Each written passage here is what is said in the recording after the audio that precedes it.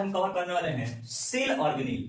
तो सेल ऑर्गेनील क्या होता है इसके बारे में समझने वाले हैं। तो सेल ऑर्गेनील्स का हिंदी होता है कोशिकांग। क्या होता है जी? कोशिकांग। कोशिकांग क्या होता है? जैसे मान लीजिए हमारे बॉडी में लीवर है, पैंक्रियाज है, इंटेस्टाइन, ये हमारे बॉडी का अंग है।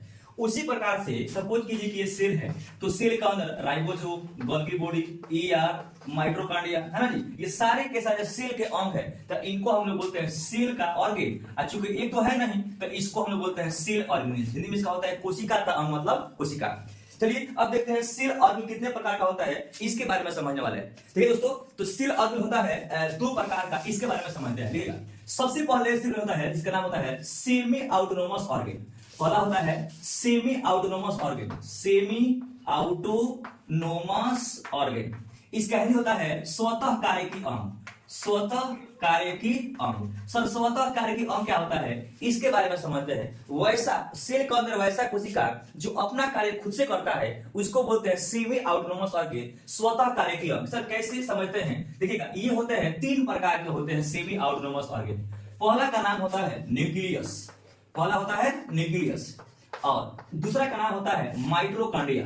दूसरा होता है माइटोकॉन्ड्रिया और यही साथी देखिएगा तीसरा जो होता है जिसको हम लोग बोलते हैं प्लास्टिड्स, इसको बोलते हैं लव। इसको हम क्या बोलते हैं? लव। ये तीन कोशिकाएं हैं जिसको बोलते हैं semi autonomous organ. Semi autonomous organ कौन आता है? तो पहला आता है न्यूक्लियस, दूसरा आता है माइटोकॉन्ड्रिया, तीसरा आता है प्लास्टिड्स। अब देखिएगा इनके क्यों बोलते हैं समझने का प्रयास करते हैं। सपोज कीजिए कि सेल का न्यूक्लियस है और ये माइटोकॉन्ड्रिया है और क्या है? प्लास्टिड है। ठीक है, अब देखिए तो देखिएगा इनके पास इनको सेमी ऑटोनोमस क्यों कहते हैं? क्योंकि अपना काम खुद से करते हैं। कैसे करते हैं इसके बारे में समझते हैं। देखिएगा इनके पास सबसे पहली बात, इनके पास अपना खुद का डीएनए होता है, पहला पंच। अब देखिए इनके पास राइबोसोम होता है, इसको बोलते हैं 70S राइबोसोम। 70S ribosome. तो देखिएगा एक खुद का डीएनए कवर हो जाएगा और एक हो जाएगा न्यूक्लियस का कवर। तो इनके पास डबल लेयर होता है। तो इनके पास डबल लेयर होता है और डबल लेयर होगा तो इनके पास क्या होगा? डीएनए होगा। तो वैसा कोशिका जिसके पास खुद का डीएनए रहेगा, उस डीएनए की वजह से अपना काम करता है और राइबोसोम रहता है, तो उस कोशिका का नाम होता है सेमी ऑटोनोमस ऑर्गन। मतलब न्यूक्लियस का अंदर खुद का डीएनए और खुद का राइबोसोम होता है। अब देखिएगा न्यूक्लियस के द्रव को बोलते हैं न्यूक्लियोप्लाज्मा।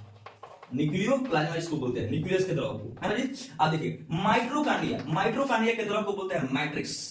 क्या होता है जी? मैट्रिक्स। सर कैसे याद रहेगा? याद रखिएगा एम से माइटोकॉन्ड्रिया और एम से मैट्रिक्स। ठीक है, अब देखिएगा माइटोकॉन्ड्रिया भी सेमी ऑटोनोमस ऑर्गन है, मतलब इसका खुद का अपना डीएनए होगा और इसका खुद का अपना राइबोसोम होगा। कौन सा राइबोसोम होगा? तो 70S राइबोसोम होगा। 70S राइबोसोम होगा। अतः माइटोकॉन्ड्रिया भी अपना कार्य खुद से करता है, ये भी क्या है? सेमी ऑटोनोमस ऑर्गन है। उसके बाद देखिएगा प्लास्टिड के द्रव का नाम होता है स्ट्रोमा।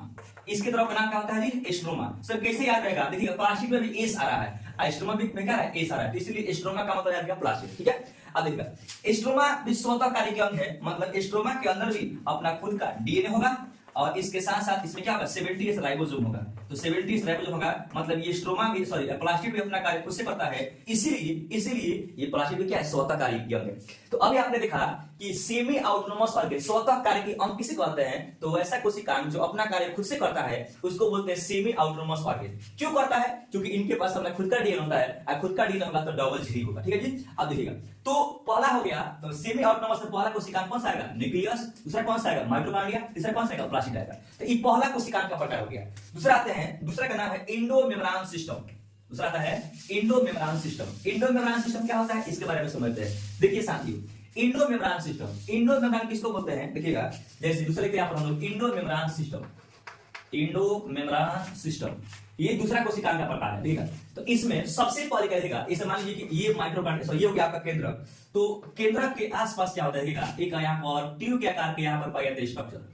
देखिए ऐसे पाया जाता है स्ट्रक्चर, ट्यूब के आकार का होता है। उसके बाद यहाँ पर क्या होता है कि कुछ बेलन के आकार का होते हैं स्ट्रक्चर, जिसको हम लोग बोलते हैं गोल्गी बॉडी। यहाँ पे गोल्गी बॉडी यहाँ हो गया। उसके बाद से यहाँ पर हो जाएगा एक लाइसोसोम और उसके बाद यहाँ पर बन जाएगा एक वैक्यूल का पार्ट हो जाएगा, ये लाइसोसोम होगा।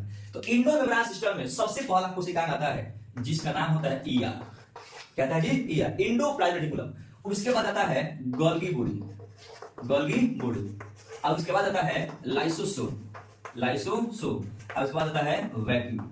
तो एंडोमेम्ब्रेन सिस्टम मतलब वैसे कोशिका आते हैं जो प्रोटीन का निर्माण करते हैं। प्रोटीन के निर्माण करने के साथ साथ क्या करते हैं कि उसका मैच्योरेशन करते हैं, उसका फॉर्मेशन करते हैं, उस सारे के सारे कोशिकाओं को बोलते हैं एंडोमेम्ब्रेन सिस्टम। तो उससे पहला क्या आता है ईआर, दूसरा आता है गोल्गी बॉडी, तीसरा आता है लाइसोसोम और चौथा आता है वैक्यूल। तो अभी तक हम देखे कि दो प्रकार के सेल में कोशिकाएं होते हैं, पहला इंटरमेम्ब्रेन सिस्टम, दूसरा होता है सेमी ऑटोनोमस ऑर्गन। तो सेमी में कौन कौन आएगा? तीन चीज, माइटोकॉन्ड्रिया और प्लास्टिड और क्या बोलूं आपका न्यूक्लियस। और इंटरमेम्ब्रेन में कौन कौन सा आएगा? इसमें आएगा चार कौन, पहला ईआर, गोल्गी ओडी, लाइसोसोम और वेसिकल। तो सॉरी, अब इसको हम इकट्ठा कर देते हैं, यहाँ पर ध्यान दीजिएगा बोर्ड पर। देखिए पूरी कोशिकाओं को तीसरे बात देखते हैं हम लोग मेम्ब्रेन के आधार पर, मेम्ब्रेन के आधार पर। तो किसमें कितना घी होता है इसके बारे में समझते हैं। तो मेम्ब्रेन के आधार पर तीन प्रकार के होते हैं कोशिका, देखिएगा।